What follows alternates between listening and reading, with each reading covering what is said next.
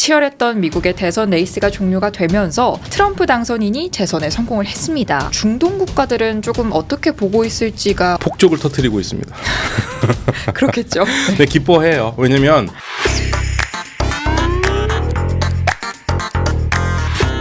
네, 안녕하세요. 머니네버슬립 이유림 아나운서입니다. 오늘 머니네버슬립에서는요, 박현도 교수님과 함께 해보도록 하겠습니다. 어서 오세요. 네, 안녕하십니까. 네, 교수님 또 머슬에는 처음 나와주셨는데 네. 간단하게 소개 부탁드리겠습니다. 네, 안녕하십니까. 저는 서강대 유로메나 연구소에서 이슬람과 중동을 가르치고 또 공부하고 있는 박현도입니다. 네, 개인적으로 저도 교수님의 빅팬으로서 아유, 감사합니다. 출연하신 영상 때 정말 재밌게 많이 봐왔고 저희 PD님이 또 엄청난 정말 빅팬이셔가지고 아주 훌륭하신 분들이에요. 오늘을 정말 기대해 왔는데 저희 구독자분들 중에서도 박현동 교수님이 나왔네 하고 알아보시는 분들도 많으실 것 같아요. 네, 감사합니다. 본격적으로 또 오늘 이야기 나눠보도록 하겠습니다. 네. 먼저 촬영일 기준으로요. 어제 저녁부터 전 세계를 달구고 있는 이슈죠. 치열했던 미국의 대선 레이스가 종료가 되면서 트럼프 당선인이 재선에 성공을 했습니다. 이 관련해서 중동 국가들은 조금 어떻게 보고 있을지가 우선 궁금한 것 같습니다. 폭죽을 터뜨리고 있습니다. 그렇겠죠. 네, 기뻐해요. 왜냐면 사실 이제 공통적으로 나온 가장 좋아하는 나라는 이스라엘입니다. 이스라엘은 뭐 선거하기 전부터 트럼프가 되기를 아주 기도까지 했으니까. 네, 그 뭐 트럼프가 되길 바랬고요. 트럼프가 되면은 이스라엘에 유리한 일이 더 많을 것이다라는 생각한 거고요. 아랍 국가들, 그러니까 우리가 이제 중동에서 가장 중심이 되는 나라가 세 나라인데요. 아랍 국가들 하면은 사우디아라비아, 아랍에미레이트, 카타르입니다. 이 세 나라는 모두 트럼프가 되는 것에 대해서 환영하고 있어요.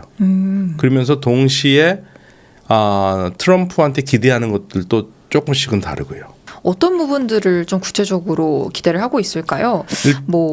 이제 다시 트럼프 행정부가 들어서게 된다면 조금 중동 국가들에 대한 뭐 변화가 태도가 이전과는 다르게 변화가 있을지도 좀 궁금해지는 부분이고요. 일단 민주당의 패착을 좀 말씀을 드리면 민주당 바이든 행정부가 자기네들도 잘 못 지키는 가치 중심의 외교를 얘기했잖아요. 그러면서 들어서기 전부터 무함마드 빈 살만을 아주 뭐 폭군으로 하면서 그러니까 이 아랍 국가들은 제발 그런 것 좀 하지 말으라고 그랬는데 트럼프 후보는 value based politics를 안 하잖아요. value based diplomacy를 안 하니까 거기에 대해서 일단 안도의 한숨. 예, 제발 좀 외교나 할 때 실용적으로 하지 무슨 인권이나 민주주의 그런 거 앞세가지고 뭐 가치를 앞세우는 그런 거 하지 말자고 일단 그 부분에서 실용적인 사람이 대통령이 됐다는 데에서 반기고 있어요. 그리고 트럼프하고는 사실 궁합을 많이 맞춰왔죠. 이전 제1기에서도. 근데 1기하고 조금 달라진 부분이 하나 있습니다.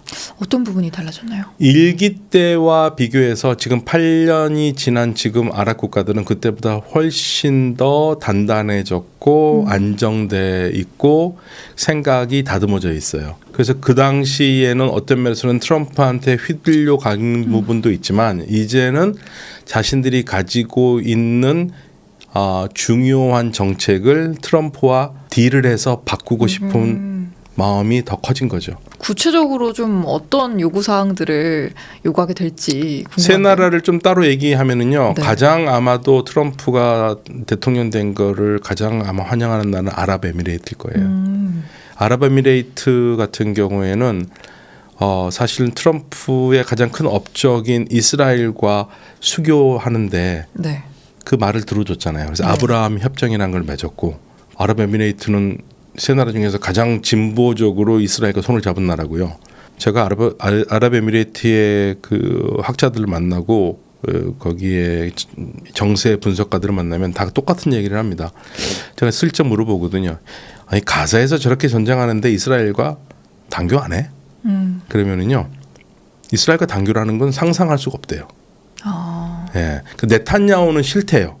네탄야후는 싫지만 그렇다고 이스라엘을 버릴 수는 없다.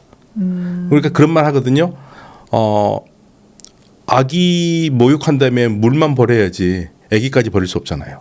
예, 그래서 네탄야후가 싫지만 네탄야후 하는 게 마음에 안 들지만 이스라엘과는 같이 간다. 그리고 이스라엘과 같이 갈 수밖에 없는 게 양국이 수교를 한 이래로 양국이 얻는 이익이 어마어마하다는 거예요.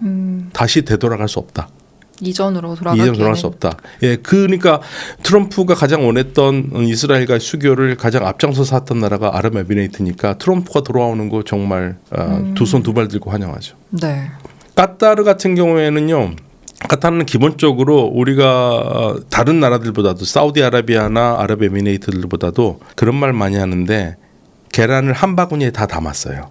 그게 미국입니다. 미국이란 바구니에 다 담았기 때문에 네. 말 그대로 미국에 몰빵을 한 나라입니다. 그래서 트럼프와도 궁합도 잘 맞고 트럼프 때하고 뭐가 다르냐면 트럼프 일기 때는 카타르가 사우디아라비아하고 아랍에미레이트 사이가 굉장히 안 좋아서 네. 미국 내에서도 카타르를 조금 좀 제재를 하는 게 어떠냐 뭐 이런 얘기가 많이 나왔었는데 그때 끝까지 트럼프가 카타르와 좋은 관계를 유지했거든요. 예, 그래서 근데 지금은 이 세 나라가 그때와 완전히 다르게 서로 잘 밀착돼 있고 연합돼 네. 있기 때문에 카타르는 이 미국이 좀 더 카타르와 좀 더 많은 일을 하기를 바라고 기대하고 있어요. 사우디아라비아 같은 경우에는 모하메드 빈 살만 같은 경우에는 트럼프와 사실 궁합이 잘 맞아요. 쿵짝이 잘 맞고 그리고 이제 사우디아라비아 같은 경우는 아랍 국가들 거의 다 비슷한데 트럼프 대통령이 어떤 면에서는 굉장히 단순하잖아요. 네, 그렇죠. 예, 흑백이 명확하고 그게 마음에 들어요.